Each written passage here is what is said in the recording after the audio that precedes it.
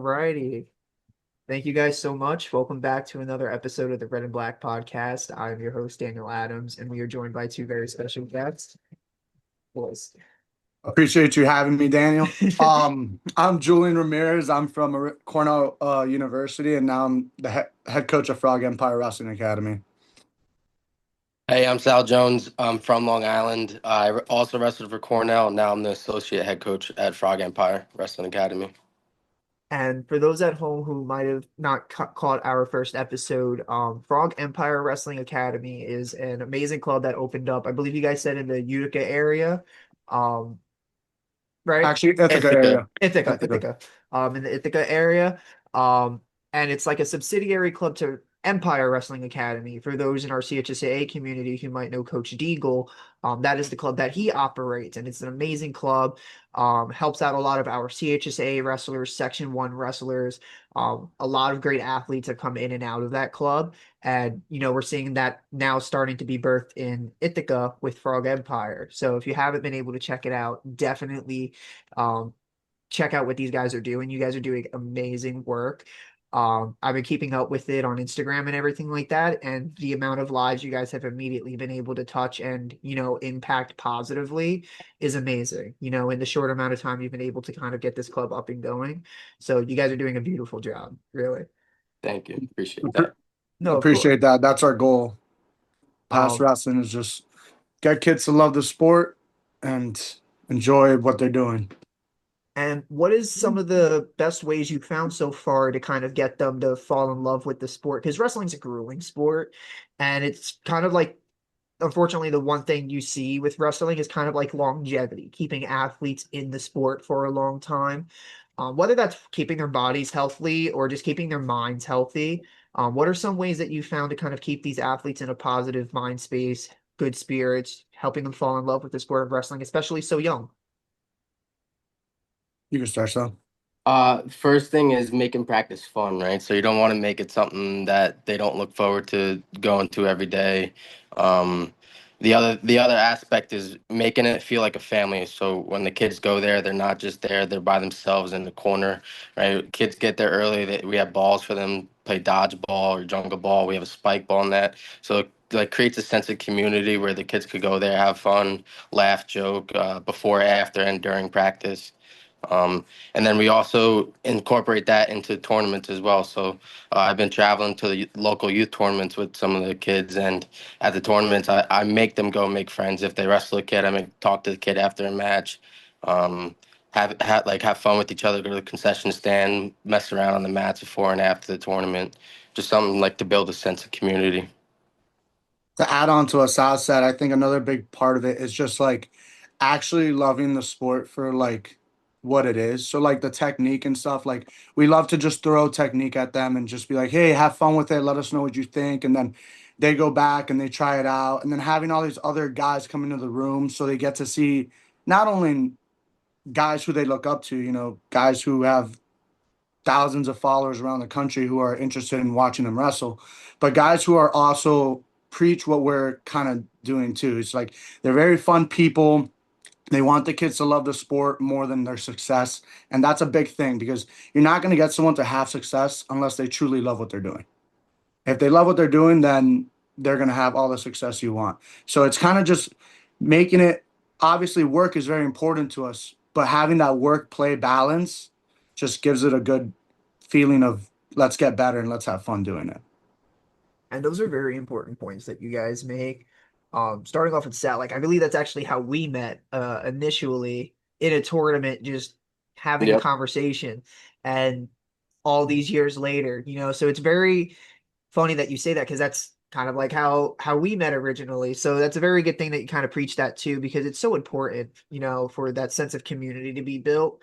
Because even that's something that I continued with doing with making sure that, these conversations are had. We talk to people, we're friendly, because at the end of the day, it's a sport. Like we handle our business for those 6, 8, 10 minutes that we're out on the mat, but it's a part of the job. You know what I mean? You clock in, you do your job, you leave. Um, and also making sure that they fall in love with the sport for the right reasons, like you were saying, Julian, that, that yeah, everyone wants their hand raised, but this is meant to be fun. You got to enjoy the Mm. technique that you're doing. You got to enjoy what you're doing in the practice room. Because it's like the saying goes, if you love what you do, you never work a day in your life. If Yeah. you don't enjoy even the practices, how are you going to enjoy the competitions? You're not even enjoying putting in the work. So it's a very kind of good culture that, that's already kind of being started there. So that's beautiful. And I noticed that there was a series of clinics that you guys were doing in Frog Empire. I think it was called the Brady Strong clinics. It was Mhm. like a series of clinics you guys had going on. If you don't mind telling people a little bit at home what those were about. We actually only had one so That was far, but we plan on having more. right. We've had two different clinics, but only one Brady Strong clinic, uh, in reality. What Brady Strong is there was a kid up in Syracuse area. His name was Brady Niver, and unfortunately he passed away a few years ago in a car accident. But his mother is a very impactful person in the wrestling community, especially in upstate New York. Um, She's friends with all of us on the Cornell team and has always been around. And I actually got the pleasure to, Sal and I got the pleasure to run a clinic for Brady shortly before his passing. So we became friends with Heather years ago. And she's been coming to the club, bringing in some kids as well. And we wanted to pay her the respect of having a clinic and kind of giving both of us that edge to start working together. Um, but yeah, I think clinics is one of the biggest things we're going to start really diving into now in the off season. We slacked off more during season than we would have liked, but the whole idea with like Frog Empire is I believe I know a lot of wrestling. I believe Sal knows how to coach, but realistically, there are there are people out there that know way more wrestling than we do in different positions that we have never really been into, and having these kids being able to see 40, 60, 80 different pairs of eyes, different techniques, different like positions that like we're not necessarily the best at is the goal. It's for these kids to be able to like be like, Julian is my main coach, Sal is my main coach, but I really like the way Jackson Joy does this move. And that idea is huge because I think that's what gets the kids to be like, one, like they get to meet somebody they idolize, and two, practice something that like they feel more comfortable doing. And then with that aspect, we can just continue their style of wrestling, right? So ideally now in the off season, we have more Brady Strong clinics. Um, we also eventually I want to tap into having some sort of clinic for those in need, clinic for those that don't actually wrestle, but you know, getting on the wrestling mat would be good for them because my mom teaches special education my entire life, and I think that's a very big uh, pool that we should tap into because our sport teaches like motor skills like no other. And I think that's a big thing. But just in general, having clinics almost every weekend is our goal coming moving And I wasn't sure if Sal. It looked like Sal No, was going to say no. something, so I just wanted to make sure. And I'm sorry to hear about Brady's passing. I'm very sorry about that. That's very unfortunate. So my heart goes out to his mother and his family. But it's a very beautiful thing that you guys have done with an unfortunate situation, kind of honoring him, his name, his family, kind of continuing his legacy with this clinic and future clinics in his name. So very proud of you guys for doing that because that's something truly beautiful. And especially with we've been talking about, having that sense of community and just knowing one for our community that we're there for them and that our community knows that we are there for them. forward. Um, so it's a very beautiful thing. Um, and kind of elaborating a bit more about some of the Cornell wrestlers you have gotten in the room. I noticed that we've gotten Yanni, Vito, Meyer Shapiro, Simon Ruiz. Um, how was it getting those guys down into the room? I'm sure the kids absolutely loved it and had a blast. I'm sure with seeing Yanni and Vito, on their TVs and all of a sudden in the practice room was probably like very exciting for the kids. So how did that whole thing go down? I'm sure it was very awesome. Yeah, the kids were pumped. Usually, I we have a TV in the club, and usually we put on like wrestling matches in the past and current. And there's a lot of times there's like Yanni or Vito, and the kids just huddle up around the TV and watch because they're like their local idols. So having them in the room and just being able to like have the kids learn and just be in their presence is awesome. But this past week, we also had Chris Foca and Jacob Cardenas in the room too. So like we're also pulling in some alumni that are in town. So it's like not just the kids on the Cornell team. Like we're spreading our reaches out too now. Yeah, And I mean, it's cool because Yanni actually lives like 5 minutes from the club. So he's popped in a few times and just like one day he came in without me even knowing he was coming. He was just like, "Yeah, I had nothing to do, so I just popped in."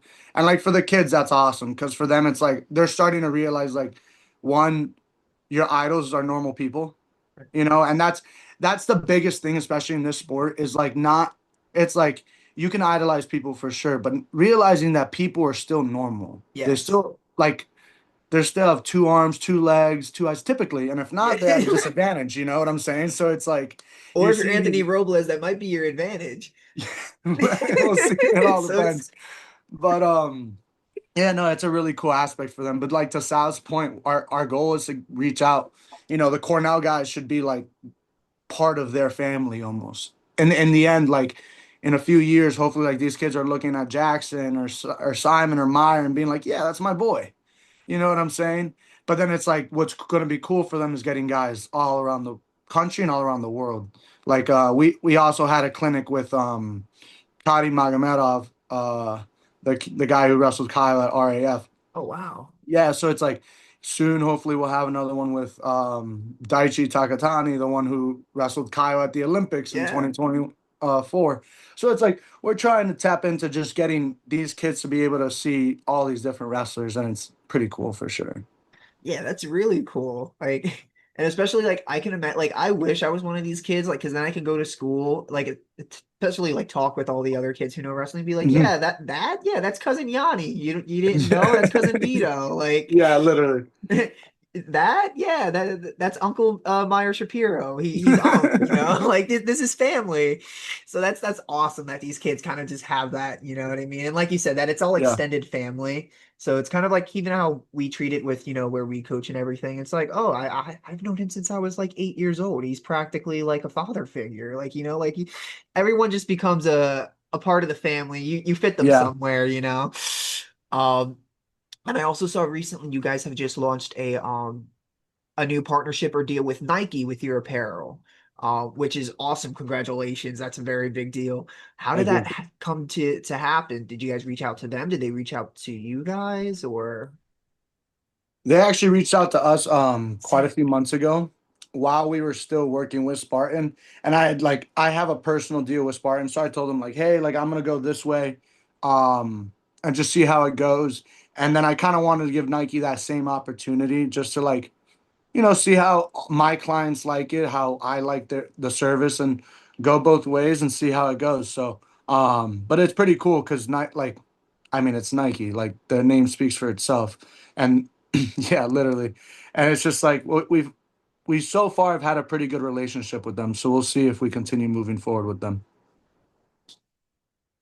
And all right, for the people at home, I couldn't find it in the rush this morning, but I got the Spartan combat apparel of the Frog Empire quarter zip, and it is truly comfortable. Alrighty. Like I said, I couldn't bust it out for the interview.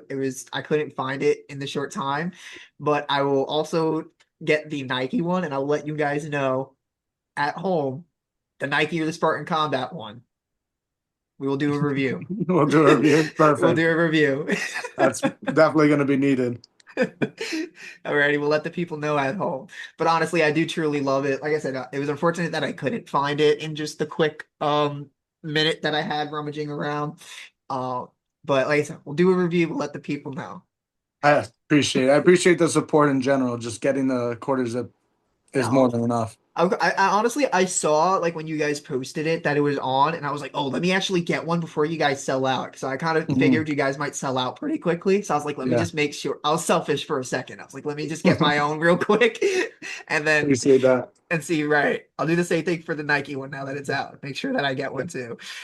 Um, but with all the fun stuff and everything that's been going on, a lot of the stuff that from what I was able to see and tell, anything coming up, future plans or announcements that you are able to share with us and the people at home, things coming up with Frog Empire, any exciting plans coming up? I mean,